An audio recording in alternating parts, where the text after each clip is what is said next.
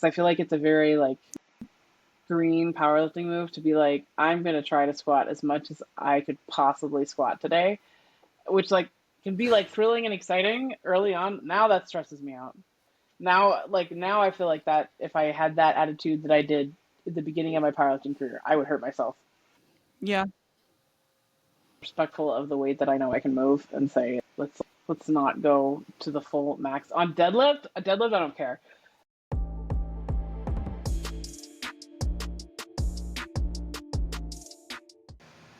Thanks again for being here. Can you just give a little 30-second introduction of yourself? Yeah, I'm super excited to be here too. I'm Frankie Nicoletti. I'm a heavyweight powerlifter, a multi-fed referee, and sometimes I'm a coach. I work in tech, and so my day job has very little to do with powerlifting. It's a nice, I guess, like break away from sitting at my computer typing away. And I've been powerlifting since early 2022, but I've been weightlifting for over a decade. So I have a background in CrossFit and some strongman, mostly Olympic time. All right, so I'm going to start with some quick icebreakers. Rank the lifts, SBD. Obviously, squat is king. Because I own that lift. And then I have to Absolutely. say, bench is second, and then deadlift is third. Although I don't hate deadlift as much as I used to. That's good growth. We love to see it. I hope to someday get there. You will. I have no doubt. Yeah. Okay, favorite accessory. That's a good question. There's a bunch of them that I like that I will, depending on what the purpose is. If the purpose of the accessory is just to post a sick video to Instagram, it's hack squats all the way. Okay, yeah.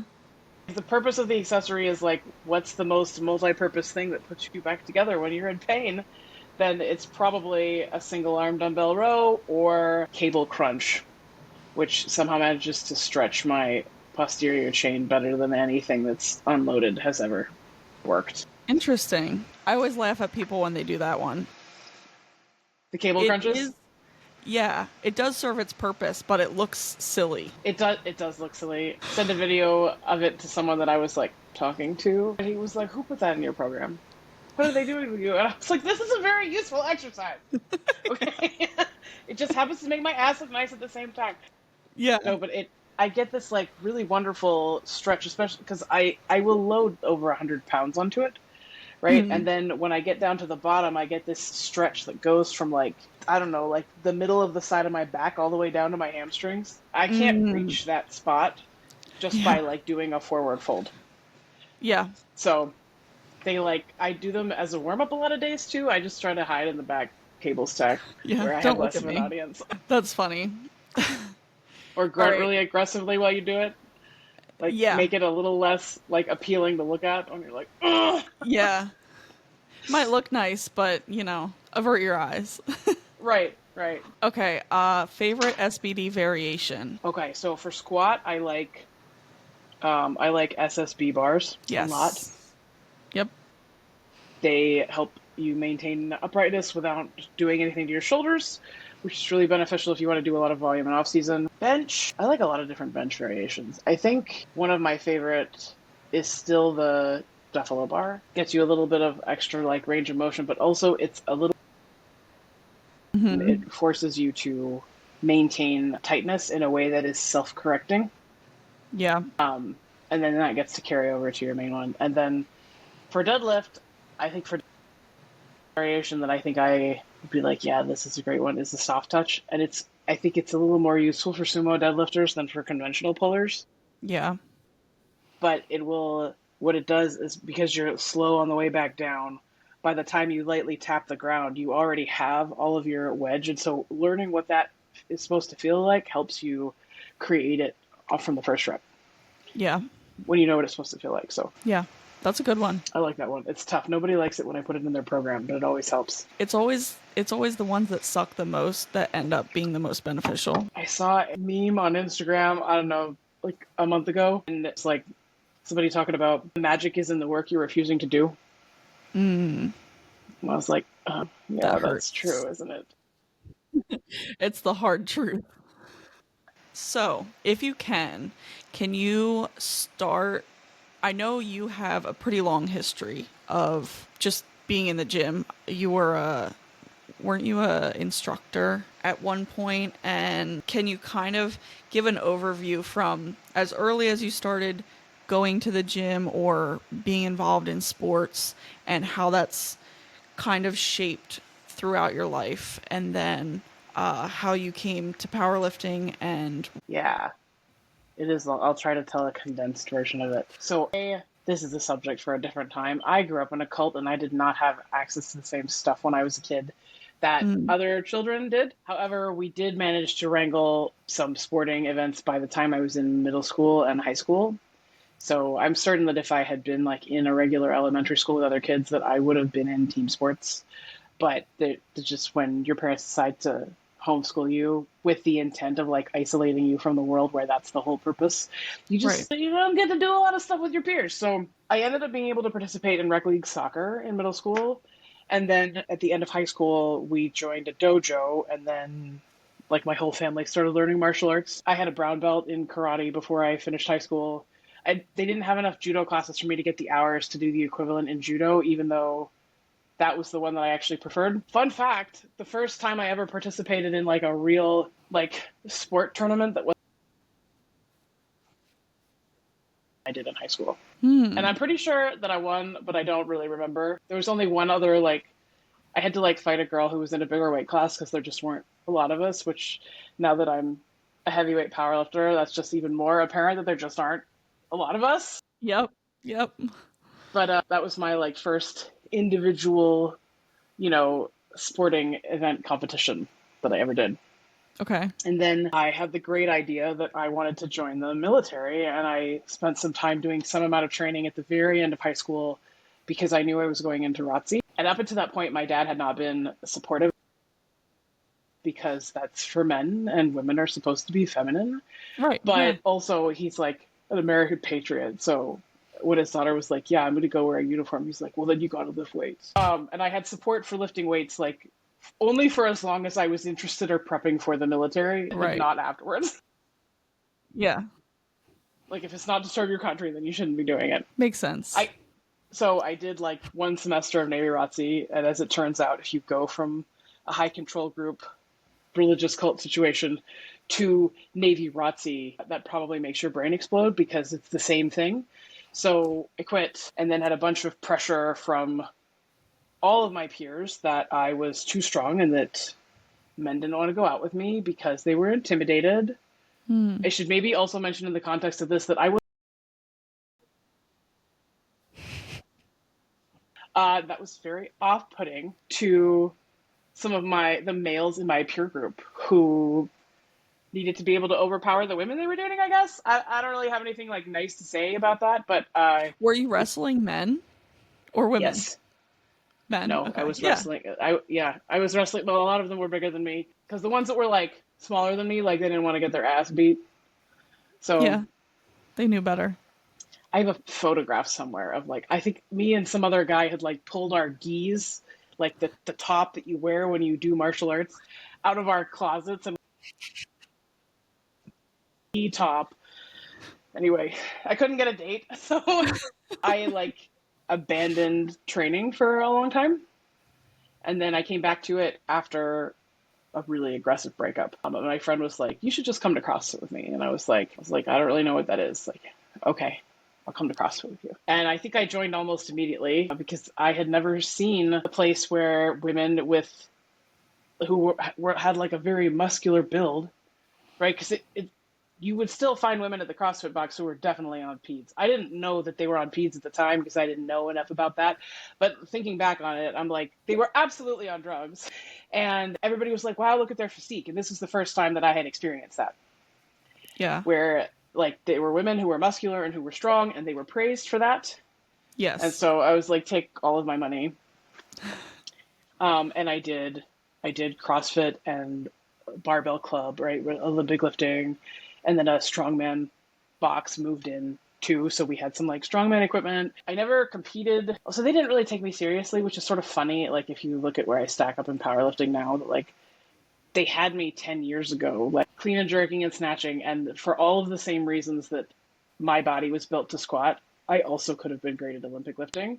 Yeah. But instead of figuring out how to like help me get to the best version of whatever my body was supposed to be, I was 100 pounds lighter than I am now, and everyone was encouraging me to eat paleo.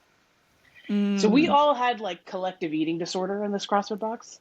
yeah. Um, People were not eating enough food. People were still trying to be slim. Like we lost the whole "you're supposed to be strong" element of all of that.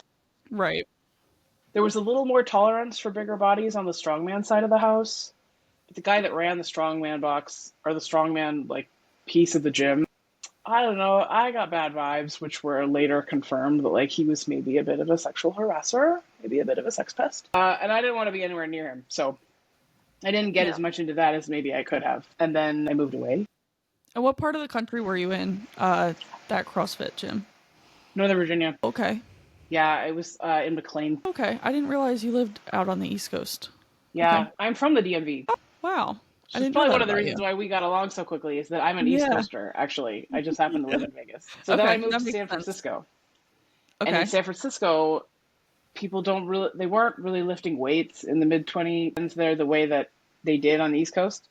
Right. There was a lot of yoga, a lot of endurance, right? People were runners, they were cyclists, they did yoga. And so I did a lot of yoga. The one like gym that I was going to join, then I was like, all right, it seems like there's bodybuilders here. It was just gay cruising. It was just gay cruising in the gym. And they thought I was cool, but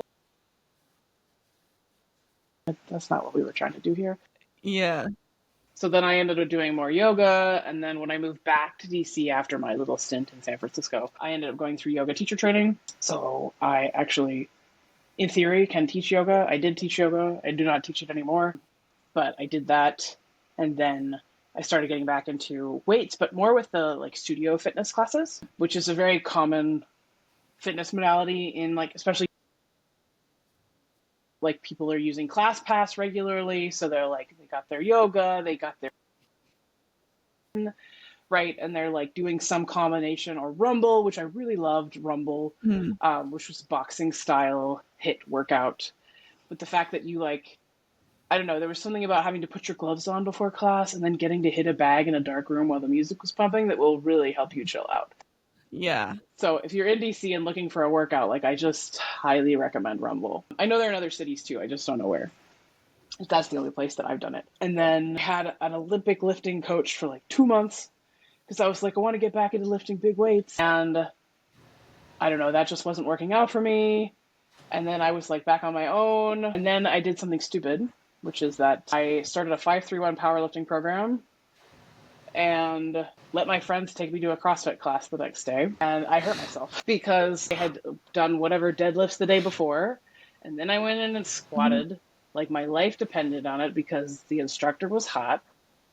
I needed to put more weight on the bar and my form was perfect. So I did.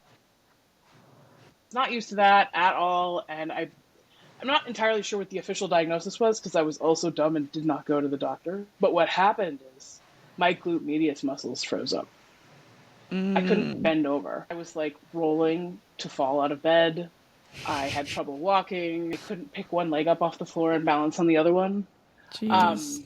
And this was going on for like a month. And I was like, well, I'm probably never going to deadlift again. So I just tried to do other things and like build strength in other ways. And then the pandemic hit. And I was a member of a gym that had done a great job of migrating their plan to things people could do at home. And so I trained 6 days a week at home using household equipment, a laundry basket, or putting bottles of alcohol that I no longer drink, but I did back then in a backpack and going up and down the stairs, whatever. Like we were doing like bear crawls down the hallway, like whatever the thing was that we could do from home, we were doing it and we were posting it on the internet and sharing it, which was the first time I'd also experienced that, which, like, you know, that's very common for powerlifters. But Yeah. I don't think prior to the pandemic that was as commonplace as it is now. And I don't know how much of pandemic, like, is the reason why we do so much of that now. But it was Yeah. a much needed, like, communal space. And then the pandemic drove me out of DC because DC was changing and places that I had frequented for, you know, the better part of a decade were shut for good. Yeah. And it was really depressing to watch. Also, I didn't have any space. And I didn't have a car. Like during COVID lockdown, that was miserable. Yeah. So I had a lot of like PTSD from that. So I was like, I got to move somewhere where it's like easy to drive and park. I'm going to buy a car again. And I moved to Vegas in the summer of 2021. Walked into their commercial gym to realize that having a personal trainer at their gym and a gym membership was cheaper than any gym membership you could have in DC.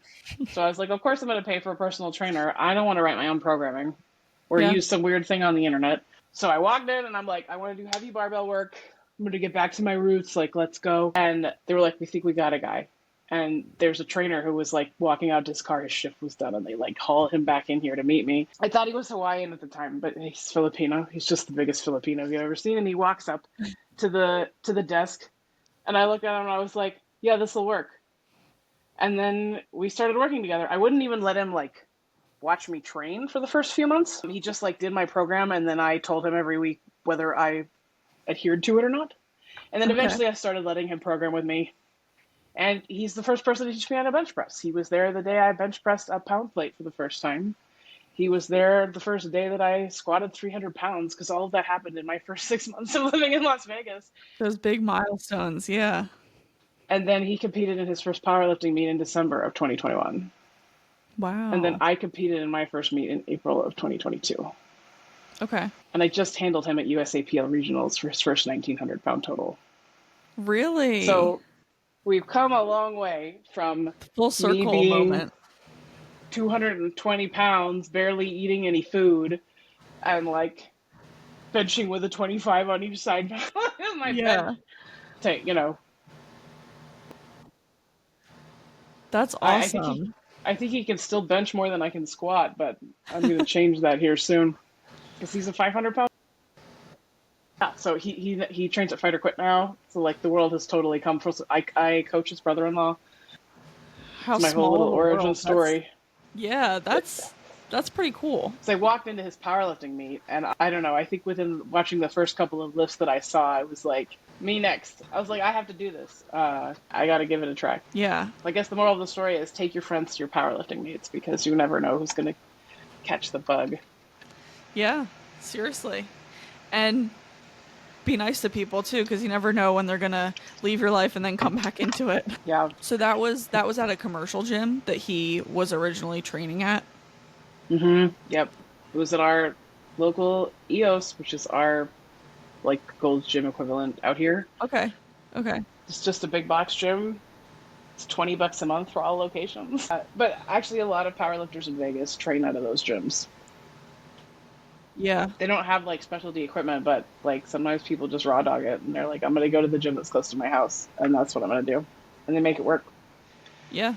Well, and it's one of those things, kind of like any niche. I don't want to diminish powerlifting to a hobby, but it is like any niche hobby where you start off with the basic equipment because you don't know what you want or what you need from the good equipment. And then you kind of naturally progress to, okay, the power rack is no longer working because my shoulder mobility sucks. I need a combo rack or a monolift or whatever.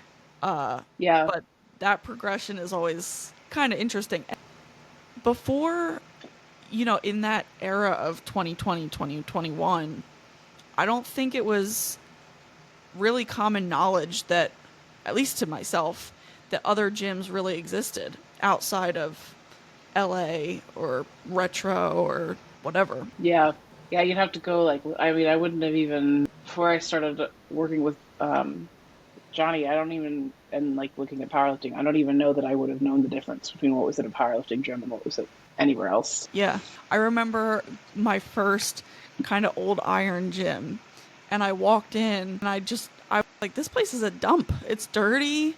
People are sweating all over stuff, not wiping it down. This place sucks. And then I went back, not even maybe 3 or 4 months later, and I just remember thinking, man, this place is the coolest. you know? Yeah. So, Well, I trained at EOS for my first year as a powerlifter, I think. And then I spent some of the next year at Elevation, which was a bodybuilding gym that had just opened. So it was new, it was a little more private. And I had a training partner at the time who had been my training partner at EOS, who went to this other gym. And so I just decided to follow him there. But about then I went into prep for a meet in May 2023, and that was the first meet that I was going to use the monolift as opposed to walking out. And so then Yeah. I was at Fight or Quit for like almost that entire prep, and then I just Mhm. stayed because I was like, actually, I like it helps to bench on these benches. That's the Yeah. thing Elevation didn't have. I just spent most of the summer here at a bodybuilding gym again for off season, but this Mhm. was more intentional. Like we knew I was there for an off season, and we knew it was going to be a bodybuilding off season, so we wanted machines, like good Yep. machines. And like I love my powerlifting gym, right? But they the number of machines they have pales into comparison to say what Dragon Slayer has. But Yeah. the nice thing about Dragon Slayer, which is where I was this summer, is that they have a bench that's close enough to a competition bench Mm. that I didn't feel like I was missing something. I didn't feel like I needed to go somewhere else to do my bench pressing Yeah. because I am now a person who refuses to bench on like a commercial gym slippery, slidey bench unless I don't have any other choice. Like I will split a workup between two gyms to avoid doing that. So it made sense to just go to the gym that had a bench. And Yeah. then I walked out all my squats all summer. It's not a bad. It's not a bad Mm-mm. because then you can go anywhere fed wise and do anything. And it doesn't become a big thing when you're 8 weeks out and realize you have to walk a squat out. Right. Like it helps to be able to know how to do both. Well, I guess Yeah. if you don't compete in a fed with it allows monos, then it doesn't. That's not like a skill you need. But Yeah. I really enjoy squatting it out of a mono because then you don't have to use extra energy for the walkout. Right. Plus, there's other things about a walkout that are like not necessarily the safest. And I don't care what drug tested federation people want to come after me for what I'm about to say. Mono lifts are safer than combo racks for heavy duty squatters. Like full stop. The chains can catch 1,200 pounds. The Yeah. monolift safety, I mean, the combo rack safeties are meant for bench press. The whole combo will tip somewhere between 450 and 500 pounds if Yeah. you put a squat bar down on it. It's not safe. The number of things you can like catch your hand on, like it's safer for both the spotters and loaders and the athlete to squat out of a mono. But Yeah. so I understand the logistical challenges, and it will always be a safer option to squat in a mono than it will be to squat in a combo. Like I'm talking about like 800 pounds and up for men. Yeah. But even for me, like as a 500-pound squatter, like the number of times I have pinched my hands between the bar and the combo rack arms because they're not as adjustable as they need to be. Right. And that's not like, oh, Fergie doesn't know how to squat in a combo rack. No, it's like just the way my body is. And the fact that no amount of in or out makes a difference, I still Yep. catch my hand. And when it's certain brands, obviously, but when the combo racks get older or when they're not treated properly, they get really wobbly. So you might have them upright, but by the time you get yourself in there, they're tilted in. Yep. And Yep. that's when you really pinch your hand because it's not where they're supposed to be.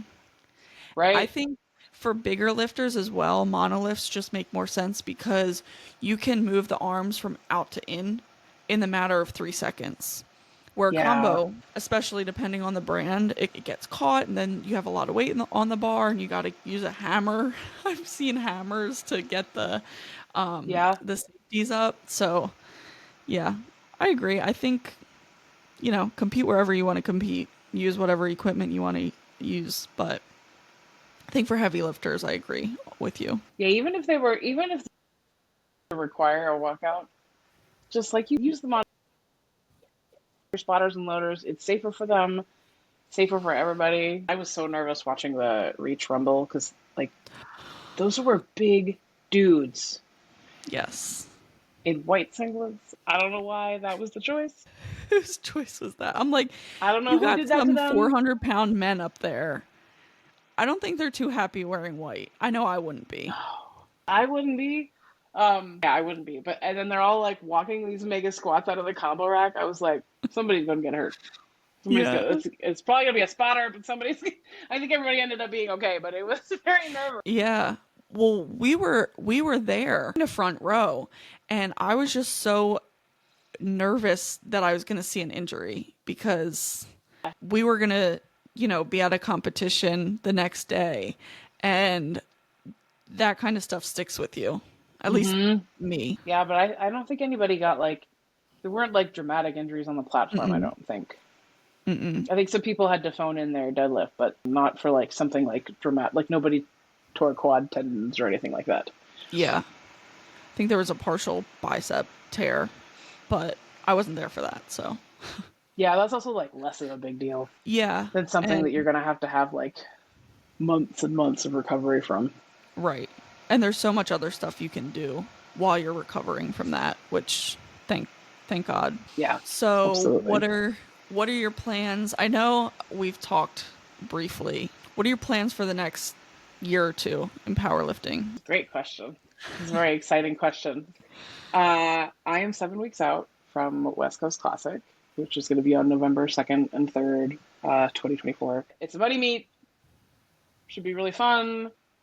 Like, primary objective there is just to put a full-size squat and a full-size deadlift in the same total, because I seem to only manage to get one or the other. Yeah. Like at Nationals last year, I almost bombed out on squats, and then I PR'd on deadlift, and then in February, I got my 500-pound squat, and I only pulled 385 pounds. I'm going to get a massive total increase if I can just have a big squat and a big deadlift together. Yay. Yeah. So it's a little bit like more of a chiller meet, and then I do a meet next year sometime after my birthday in March, but not too far after, because I will be 40 in March next year. Hey. And that makes me eligible for Masters records. And the all-time M1 drug-tested women's squat across weight classes is only 505. Really? So I'm going to ruin it for everyone. Squat a lot more than that. Yeah. And leave my mark on drug-tested powerlifting before I leave drug-tested powerlifting. Because whatever meet I will do at the end of next year will not be drug tested. And I will never compete drug tested again after that, because I think that's cheating. Thank you. Once you go untested, and what I mean by that is once you hop on cycle, you don't go back. This is a one-way door. You can't undo all the changes made to your body, and even though these federations say sufficient, you're still an enhanced athlete. Yeah. So my plan will be to sort of announce in a for doing illegal drugs that like I have made this switch, so that's when a lot of women follow me, and I feel like we already don't get like good truth in advertising about how people are building their physiques, or there's famous athletes that everybody thinks are natty just because they haven't admitted otherwise.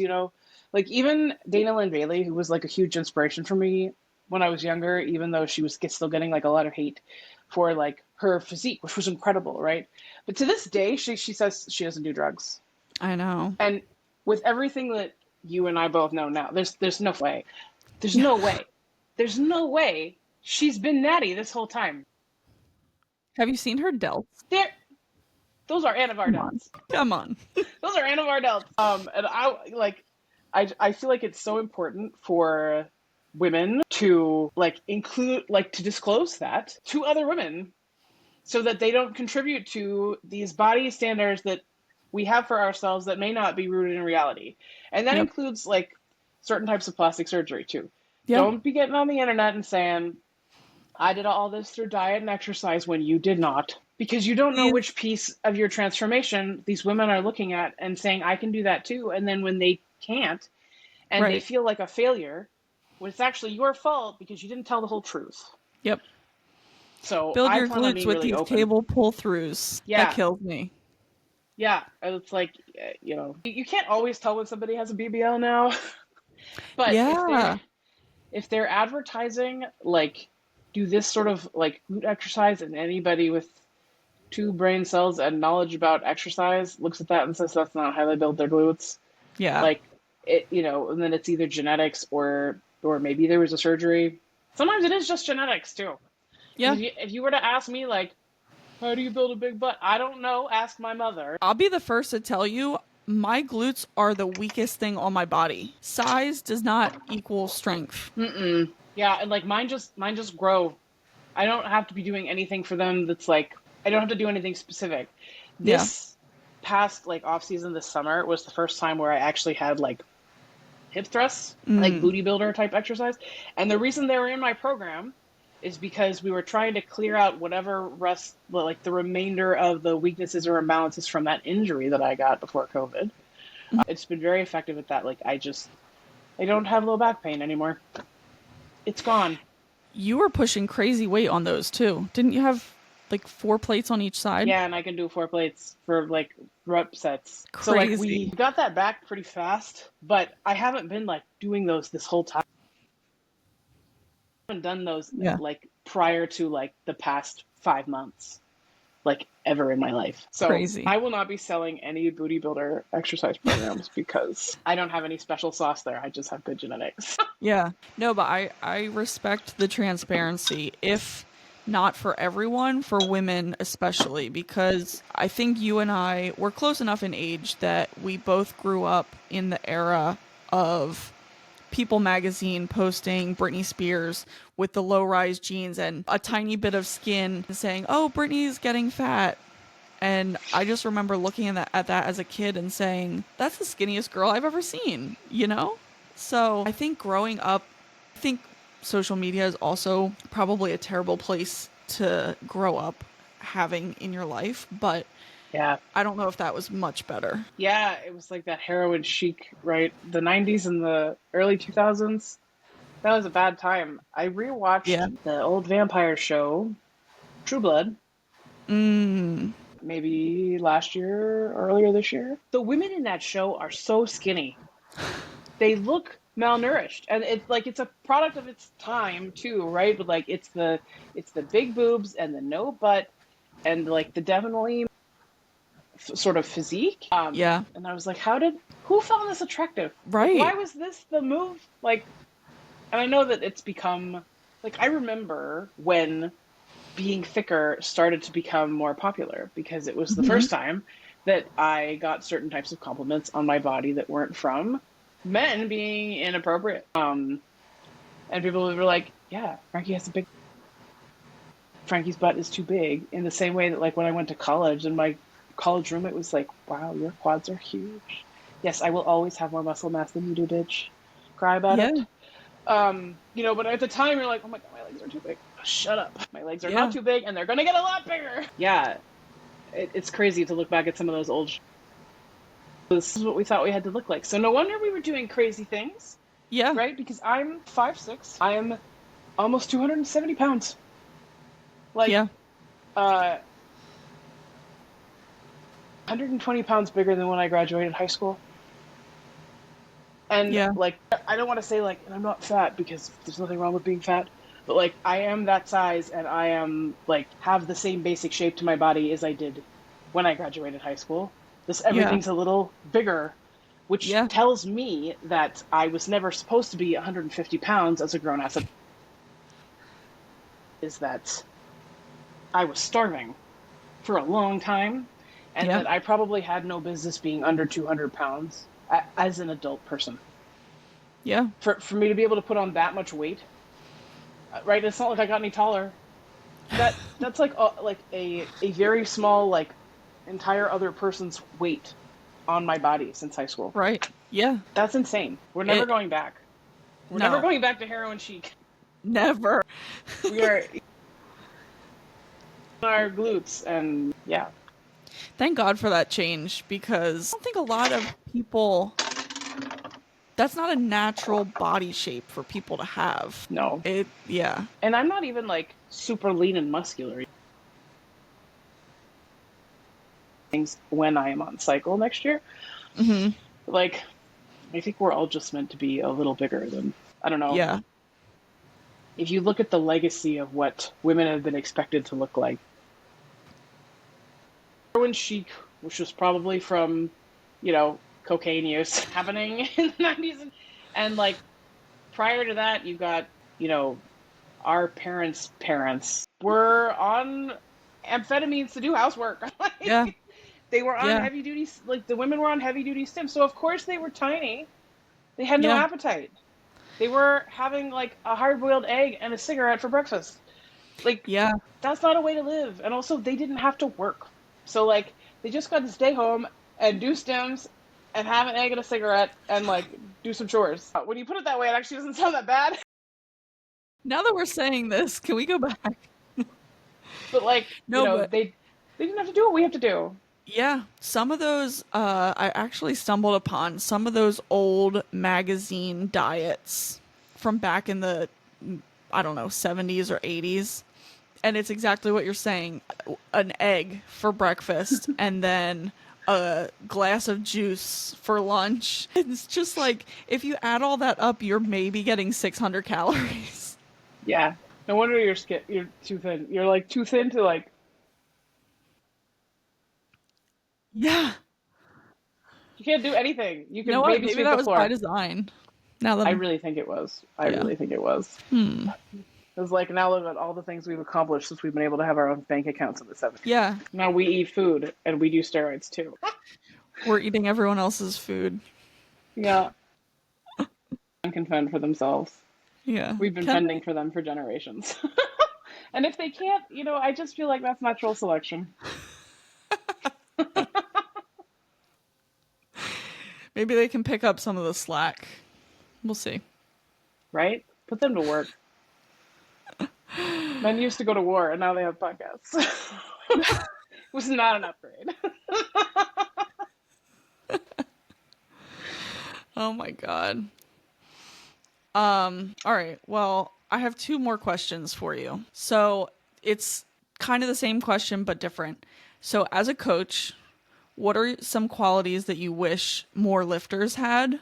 And then as an athlete, what are some qualities that you wish more coaches had? So, as a coach, some of the qualities that I wish more lifters had is being willing to do hard work in the gym and not just for the things that you're going to post on Instagram later. One of the things that I still find distinguishes me from like many other powerlifters to do accessories hard, to progress them the same way that I would my main lifts, right? To when something starts to feel easy, like it's either time to like add some reps or it's time to add some weight.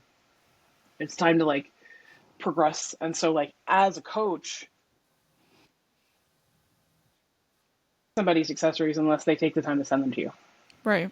And so I rely on, I try to trust the people that I coach that like, you're going to do this as programmed, but also that you're going to trying.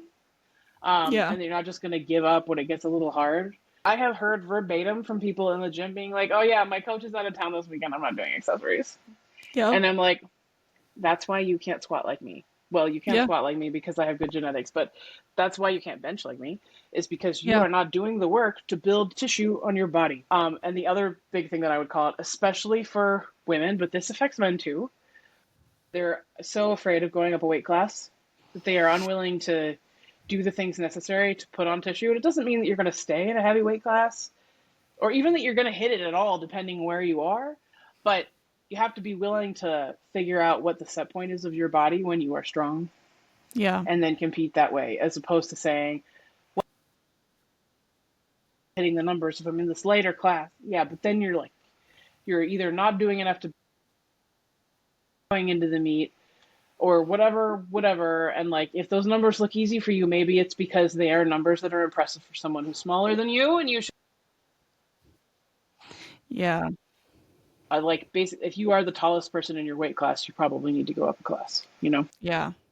Or some people stay in a weight class just to compete against certain people, which will never make sense to me because, maybe they're meant to be in that weight class and you're not. Yeah.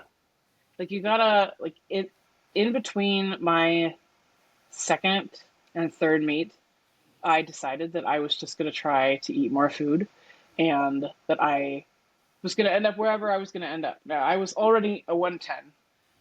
Yeah. So, like, our weight classes start to get bigger, right? Over 100. Or I guess over 110, because it's 90 to 100, 100 to 110, which for people listening is 242 pounds and below is 110.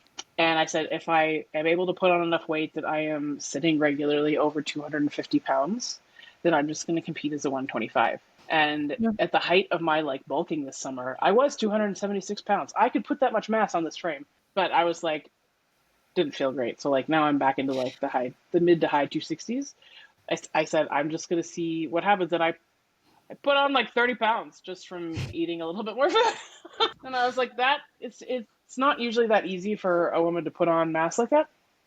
So I took that as like an additional indicator that I was probably starving myself prior to that. So just like be willing to explore and figure out what size your body is the strongest at, rather than trying to control that too much. Is my advice for the athletes. Yeah. And then as an athlete, for coaches, I think that there's some really unique things about my relationship with my coach, Stu. He's the third coach that I've had. My very first coach was a West Side like equipped lifter, and I didn't know what any of that meant or how that would translate into training. All I know is that I was in pain all the time. Mm. And then I switched to another coach whose name is Ben Yanis. He doesn't coach powerlifting anymore because he's a biomechanics guy. So he Dang. has a lot of like online informational products and courses and things like this where he teaches people how to like do better like stuff in the gym from a Okay. biomechanics perspective. So I learned a lot about like push, bro lifting in like the commercial gym, Yeah. how to like repurpose certain pieces of equipment to get some higher specificity on some of my accessories and things like this. And I did one Mm. meet with him, and then he quit coaching, and then he introduced me to the guy that had coached him through the one powerlifting meet that he did, and that was Stu. And I've been with Stu ever since. And I think there's some things that are unique about my relationship with Stu, which is that we have a high level of communication and a high level of trust. So we can have these back and forth where I say, I don't know the reason, right? External stressor, I don't feel good, whatever. And like sometimes he'll be like, okay, and then you got to back it off. But other times he'll be like, actually, I think you should just try to push through this, right? And if he says you should try to push through this, like, then I'm like trying to do that. Forth, and we treat it like a collaboration. And I wish that more coaches treated this like collaboration. That doesn't mean rolling over and doing whatever your athlete asks, but if your athlete has a high degree of self-awareness and a high degree of knowledge in the space, not feel like you have to be the expert all the time, Right. because you can learn things from a lot of different people. Yep. And there's a lot of coaches on the market right now, frankly, who charge way too much for how much they don't actually know, because they've positioned themselves on Instagram and in this space as being this expert, this like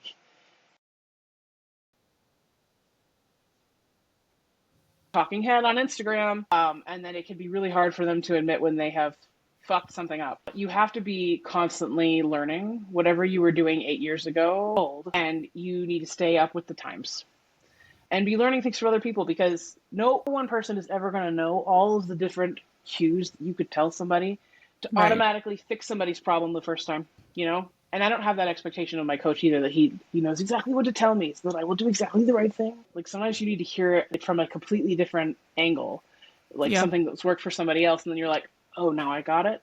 Right. So Hmm. like I think it's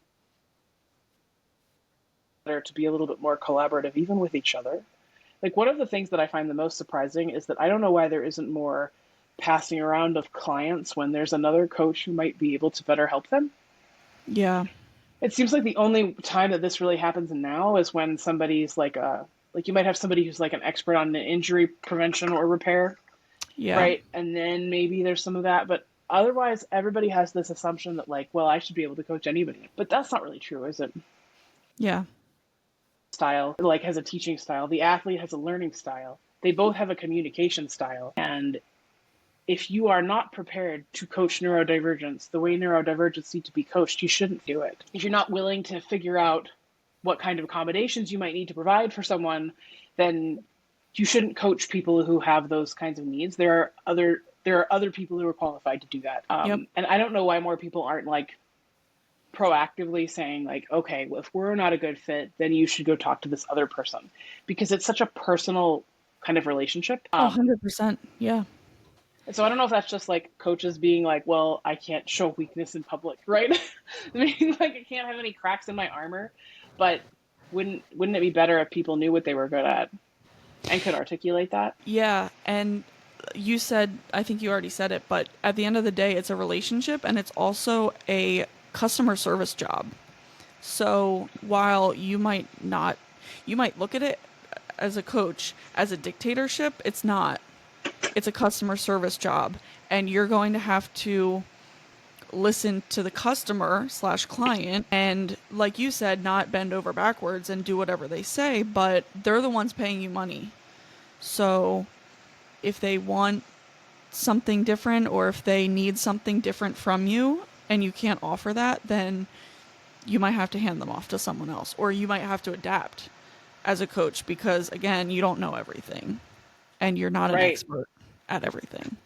Yeah. Or talk to somebody who, like, there's a couple people who will reach out to me and ask questions if they got like an autistic client or something like that. And I can sometimes provide some really consult with not just about my training, but like, I have this client who's stuck on XYZ, like, and then see what other people are saying. Like, we have to be able to learn from each other because there isn't one way to do this that's always correct for everyone. There Yeah. isn't a one size fits all for powerlifting. We even see that in the differences in like leverages and like who has to do what style of certain types of lifts because of the way their body is shaped or because of their movement patterns. Yeah. And the same is true for coaching. Like, it's never going to be there's one system and it's going to work for everyone. This is why I name names because I don't want to get sued. But there are like big training system like that have like a bunch of coaches, and as far as I can tell, they're doing a shit job. Their athletes aren't getting coached. Maybe the ones at the highest levels are, but what I think is Oh, yeah. actually happening in some of these cases is Yeah. that they ended up attracting lifters who were already good, and they Yep. get to take credit for it. But like, show Exactly. me somebody you transformed, Exactly. right? Like, no, don't show me somebody who was good before you got them. Hmm. Difference in, and that doesn't necessarily mean that they're the strongest person ever now. But like, did this Yeah. improve their skill set of being able to walk into a gym and being able to execute a workout without having to watch a tutorial video every 5 seconds? Like, did we do Hmm. that? Did we like help somebody get through a meet day in a way that like prepares them for the next one, traumatizes them? Like, Right. did we help somebody get through a near bomb out experience and feel better about this, and not feel bad when they don't need to feel bad? Like, do we do Yeah. that? Like, I don't know. I just feel like there's all these metrics that get sort of left behind. And then people feel obligated to stay with a coach out of loyalty, which is really not how you should be thinking about it. So actually, I'll add this to like, this is my advice for athletes is like, you don't owe your coach more than the money you pay them and like Yep. a formal, like, I'm going to go try something else now. You don't have to justify yourself to them. Like, this is a Yeah. major part of your life. This is hours and hours and hours in the gym every week. This is where you are for a competition. This is not the place where you stay with somebody just because you've been with them for a long time if it's not serving you anymore. And like, be willing to change. Yeah. It's a business. Yeah, and So it's a huge you part don't. of your life. Like, Yeah. you get about this. And if you feel like you're not getting what you need, you should feel entitled to go asking around for advice or seeing what other people's coaches are doing. Like, and this isn't me trying to be like, oh yeah, I'm going to poach clients. Like, I want people to make their own decision. You kind of know when things aren't working out anymore, and like, take an action about that. Don't like hold your own self back because you were too scared to make a move. Yeah.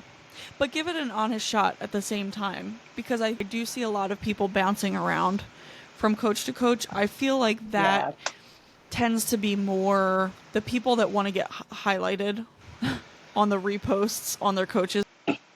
And so they bounce around to the coaches that happen to be higher profile or share their clients' videos all the time. Find that mixture of give it an honest try, give it a few blocks. You might not like the first block, but your coach is trying to figure you out just as much as you are them. But yeah, when you have that feeling that it's not right, trust your instinct and don't just stick around because of the relationship as well. Yeah, or because you're too scared to like figure out how to send a text that says, I'm going to work with somebody else now. Right. Send me a DM. I will help you draft that text message. Like, Mm-hmm. you owe it to your possible shot, right? And I agree with you. Like, give it like, if you're in pain all the time, that's probably not normal and you should speak up. And if your coach doesn't do anything about it, then that gives you a piece of information you need to know. Yeah. But if you don't tell them, they can't fix it too. Yeah. All right. I got one final question for you. If you can recall, who was that first person on social media that you were like, they're a power lifter, I like them, follow? Karina Davis. Really? Because I found her on TikTok first. Okay. I found her on TikTok first, and I was like, oh my God, she lost so much weight.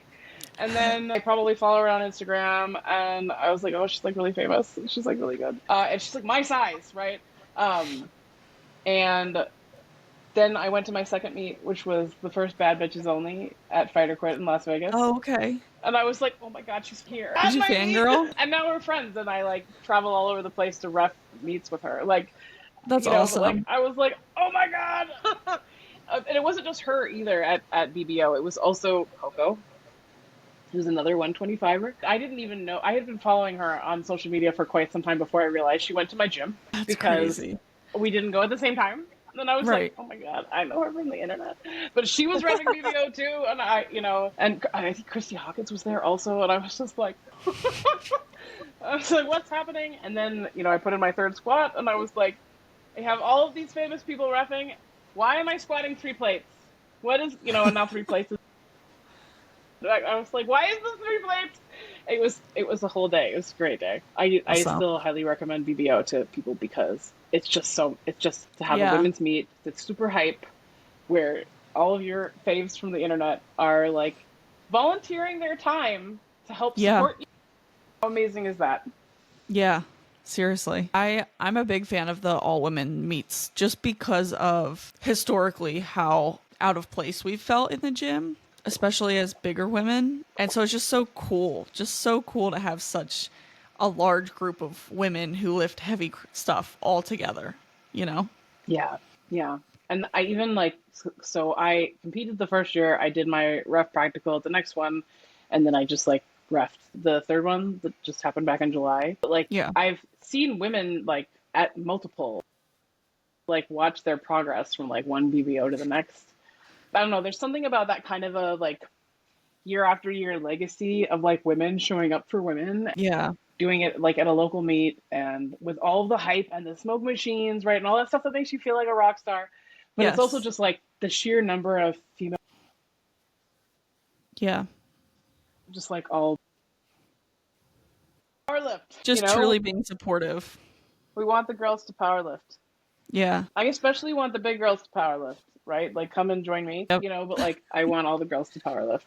It builds confidence. It builds a skill set at the gym that is really useful for staying in shape because we need to work out so that we can have strong bones so that when we are old, we don't take a tumble down the stairs and break our hip. There's the long-term health benefits in addition to the confidence and I feel good. And that's just, I've watched powerlifting just improve a lot of people's quality of life, including my own. Yeah. Everything. Mentally, physically, emotionally, most days. Yeah. It was every day except deadlift days until a few months ago. And like we said earlier, the magic is in the work you're not willing to do. It turned out all I needed to do was hook grip. Yeah. I don't know, some single digit number of weeks after I started hook gripping, I broke my all-time PR. I know. At an RPE 7. That's insane. I was it just goes to show how little lat tension I mixed. And how off balance that was making me. And I want to be at the part of my powerlifting career where I'm not muscle the bar ever. I want to be a good technician. I want to not leave myself exposed to bicep tears or other kinds of injuries that are likely to happen with someone of my size is pulling mixed grip and has the issues that I was having. I want to be a technician. I want my lifts to look the same, and I want to give myself the best possible chance to do this for as long as possible. I'm really interested for ABS to do some meets that are more total based in the States. Me too. So I will do. Yeah. So plus they always look so sick. Even the one that they just did in Ireland where the weigh-ins was a big thing and they were all in their matching outfits and I love that. You feel like a UFC fighter. Yeah, I think that's what they do really well is the the pre board meeting or whatever you call it, Yeah, the press panel. conference. Yeah, Yeah. yeah. I think that's so cool because, and again, this is a reason why I'm doing this podcast as well, is because we see your lifts on your Instagram all the time. I no longer really care about that.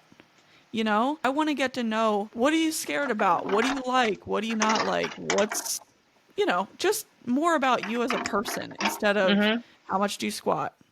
How much do you deadlift? So, Right. What's important to you? Like what drives you? And yeah. this is this is a thing that really sort of, I don't know. I think maybe the only reason this surprised me is because I'm autistic, and I, even into my big age, I still perpetually like just expect that everyone is out there like trying to be a good person. And that is not true. But even some of the like first people that I followed on social media for powerlifting, who I was like, wow, I wonder if I could ever like get to that level. Hmm. Some of them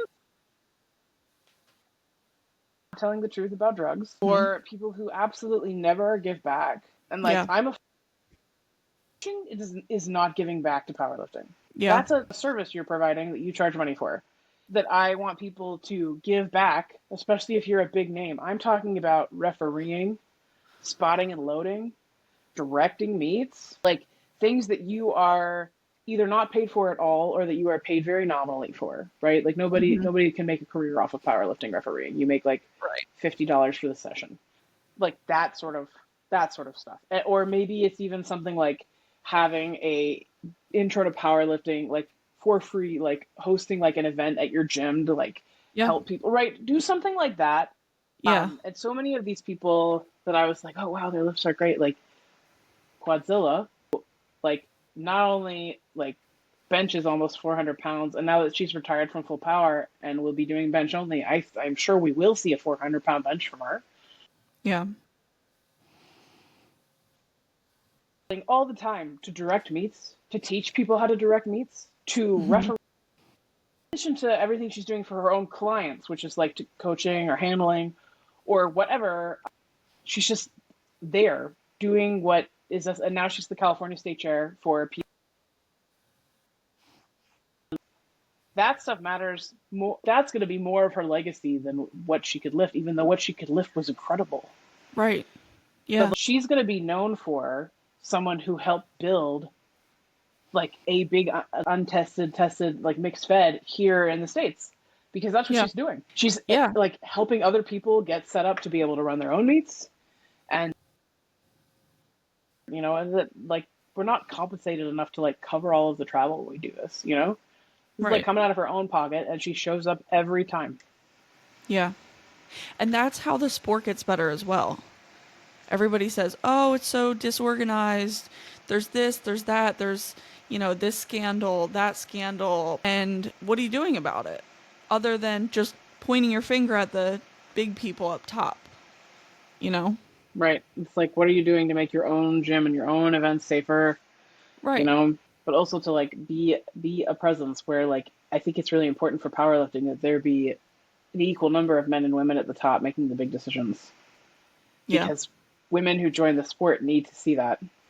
Mm-hmm. Because this isn't like a men's activity that we're trying to join in. Like Right. this is for everybody. We're not just small men, and people want to watch Christy Hawkins, Right. right? People want to watch Brianna Terry.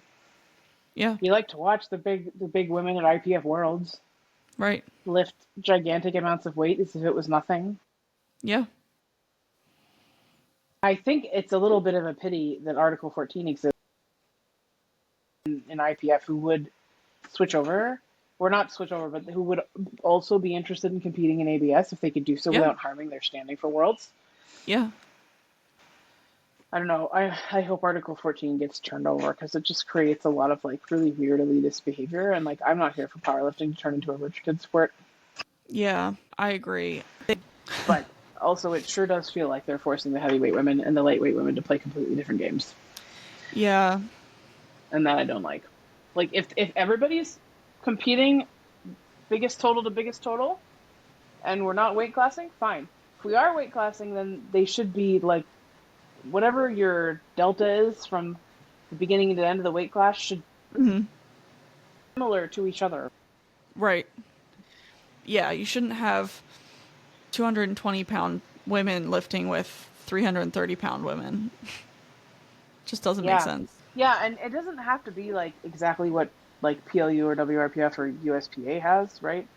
Yeah. Although I think those weight classes make a lot of sense and they're more equivalent to what men have. But like powerlifting is a sport about strength and it's about how much weight you can lift, which means we shouldn't be bending over backwards to make extra space for like super lightweight. Yeah. Enough space for the heavyweights. Yeah. So that's my bone to pick. I'm sure I'm gonna be talking about that more when I start talking on Instagram about like, well, that was my last drug tested meet. Here are all the things that went into my decision to like leave drug tested powerlifting.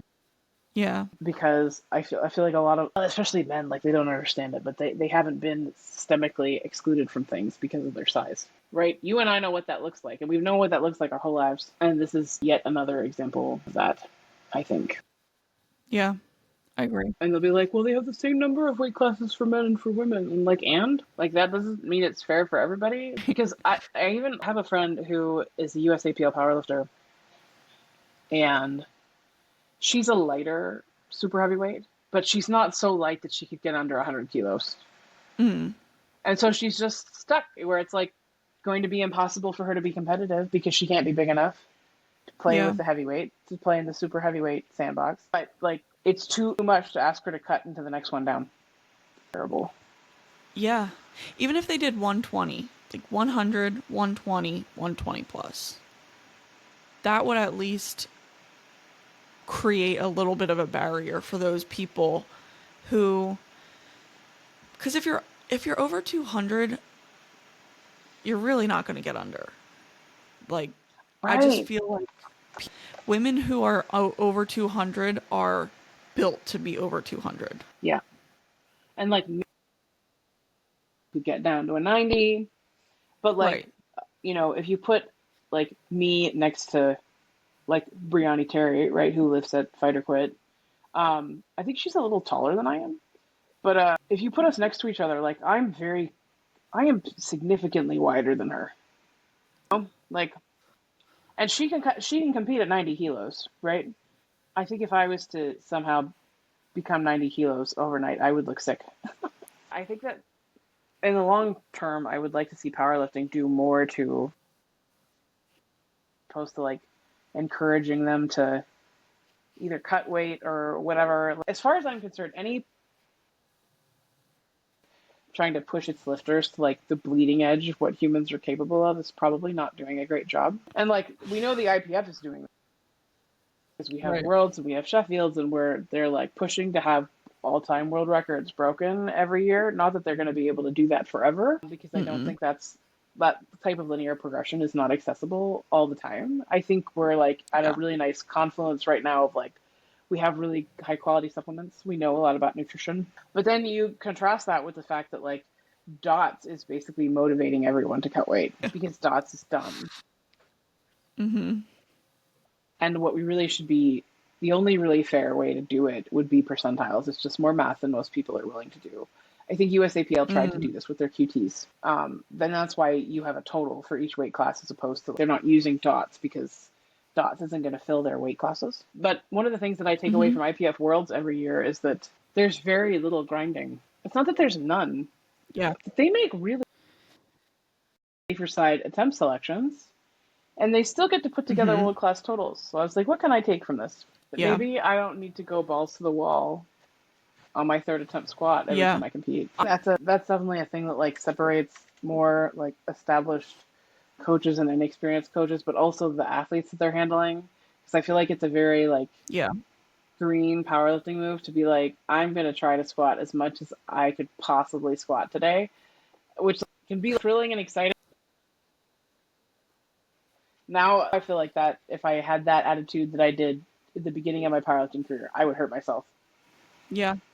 And so I try to be respectful of the weight that I know I can move and say let's not go to the full max on deadlift. A deadlift I don't care because by the time you're done with deadlift, you're done. So I am the queen of falling over on my third deadlift because I will Yeah. just YOLO. I want my third attempts to look like an IPF World Champs thirds. Yeah.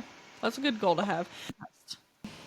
Well, just again want to reiterate I really appreciate you being on here and being willing to, share your story and just kind of shoot the shit a little bit. This But was yeah, really fun. Thank you for having me.